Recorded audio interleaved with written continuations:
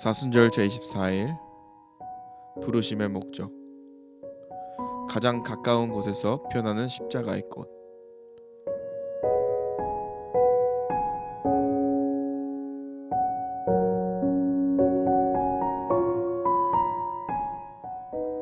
오늘 주님께서 우리 주신 말씀은 데살로니가전서 4장 1절에서 9절입니다. 그러므로 형제들아, 우리가 끝으로 주 예수 안에서 너희에게 구하고 권면하노니, 너희가 마땅히 어떻게 행하며 하나님을 기쁘시게 할 수 있는지를 우리에게 배웠으니, 곧 너희가 행하는 바라 더욱 많이 힘쓰라. 우리가 주 예수로 말미암아 너희에게 무슨 명령으로 준 것을 너희가 아느니라. 하나님의 뜻은 이것이니, 너희의 거룩함이라. 곧 음란을 버리고 각각 거룩함과 존귀함으로 자기 안에 대할 줄을 알고, 하나님을 모르는 이방인과 같이 세욕을 따르지 말고, 이 일의 분수를 넘어 형제를 해하지 말라. 이는 우리가 너희에게 미리 말하고 증언한 것과 같이 이 모든 일에 주께서 신원하여 주심이라. 하나님이 우리를 부르심은 부정하게 하심이 아니요 거룩하게 하심이니, 그러므로 저버리는 자는 사람을 저버림이 아니요 너희에게 그의 성령을 주신 하나님을 저버림이니라. 형제 사랑에 관하여는 너희에게 쓸 것이 없음은 너희들 자신이 하나님의 가르침을 받아 서로 사랑함이라. 아멘. 오늘 주시는 주님의 말씀입니다.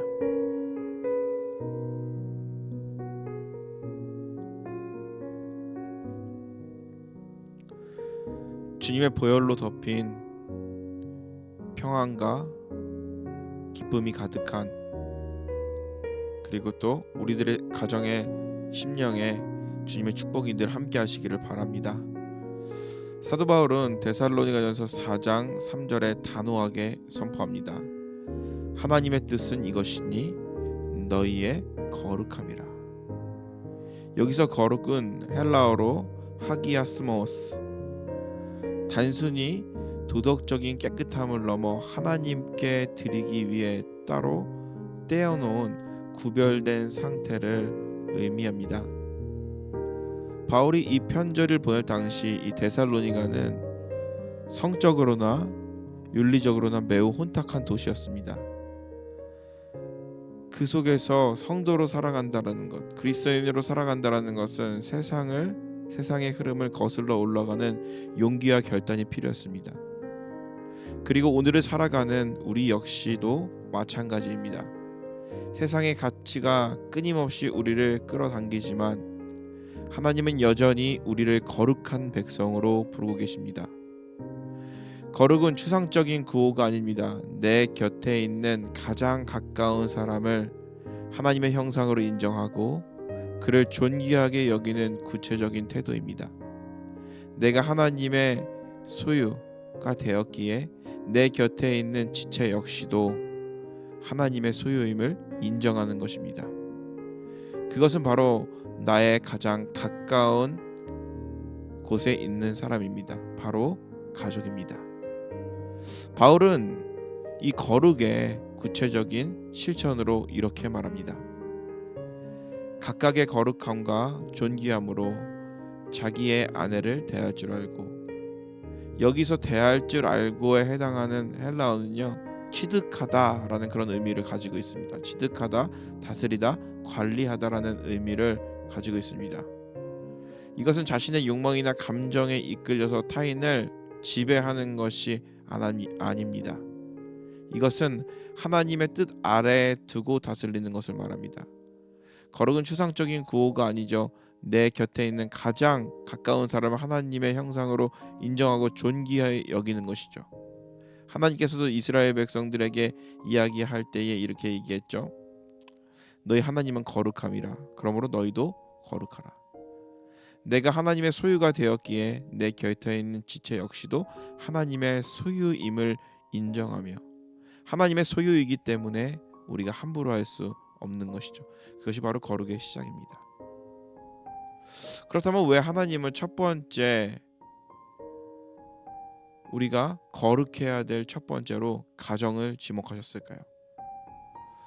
바울은 8절에 이렇게 경고합니다. 저버리는 자는 사람을 저버림이 아니요 너희에게 그의 성령을 주신 하나님을 저버림이니라.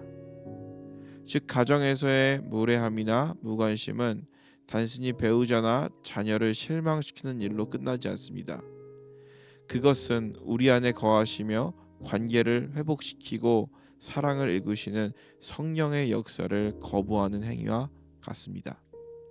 가정은 성령께서 우리를 직접 가르치시는 하나님의 교실입니다. 밖에서는 경건한 성도로 보일 수 있지만 현관문을 열고 들어서는 순간 지친 표정, 무관심한 말투, 작은 욕망의 선택들로 하나님이 맺어주신 관계의 존귀함을 우리는 너무나도 쉽게 훼손하곤 합니다. 그러나 바울은 얘기합니다. 거룩은 가장 가까운 관계에서 시작된다는 것을.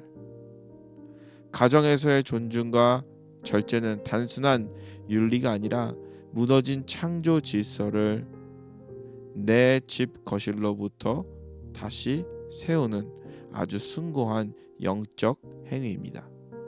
하나님은 가정을 통해 우리가 사랑을 배우고 용서를 연습하며 성령의 열매를 실제로 맺도록 우리를 훈련시키십니다. 이번 사순절 우리는 주님이 걸으신 십자가의 길을 먼 곳에서 찾지 않기를 바랍니다. 십자가는 예루살렘 언덕 위에만 있는 것이 아니라 우리의 일상 한복판, 특히 가정이라는 가장 가까운 관계 속에 놓여 있습니다. 주님은 죄인을 존귀히 여기시기 위해 당신의 존귀함을 버리고 십자가를 지셨습니다. 그 사랑을 따라 걷는 길은 우리의 일상 속에서 이렇게 드러납니다. 내 감정보다도 주님을 먼저 선택하는 절제, 상대의 부족함을 덮어주는 묵묵한 인내, 식어버린 관계 속에 다시 언약의 온기를 불어넣는 사랑이 작은 순종의 걸음들이 쌓일 때 하나님이 우리 가정을 세우신 본래의 목적이 등불처럼 환하게 드러날 것입니다.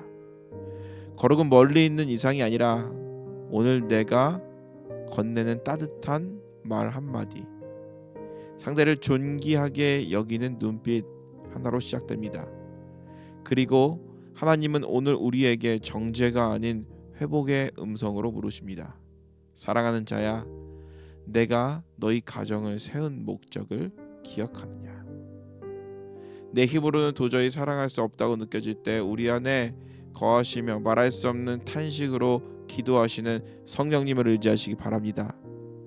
십자가의 길을 먼저 걸으신 주님께 다시 사랑하고 다시 품고 다시 세울 수 있는 넉넉한 은혜를 우리에게 모두 부어주실 것입니다. 기도하겠습니다. 거룩함으로 우리를 부르신 주님, 우리의 일상이 분주함과 무관심에 매몰되어 주님이 맺어주신 관계의 존귀함을 잊고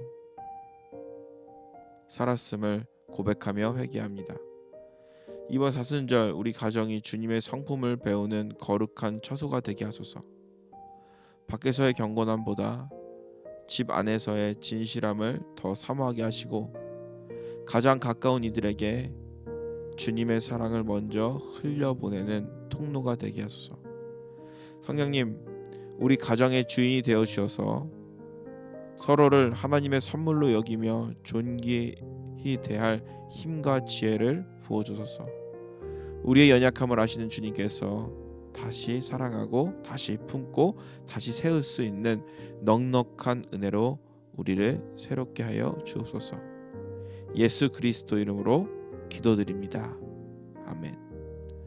오늘 하루도 우리가 거룩하신 하나님을 믿고 의지하면서 우리도 거룩해지기를 바랍니다. 그리고 하나님께서 세워주신 우리의 거룩한 공동체, 가족을 우리가 더욱더 귀히 여기며 하나님께서 존귀하게 여기시는 우리의 가장 가까운 사람들을 정말 존귀히 여기며 나아가시는 저와 여러분들이 되시기를 주님의 이름으로 간절히 축원합니다. 오늘 하루도 우리 사랑하는 모든 성도님들의 가정에 행복과 축복이 늘 거하길 바라며 오늘 아침 이렇게 기도로 또 말씀으로 시작했습니다. 오늘 하루도 좋은 하루 되시기를 바랍니다.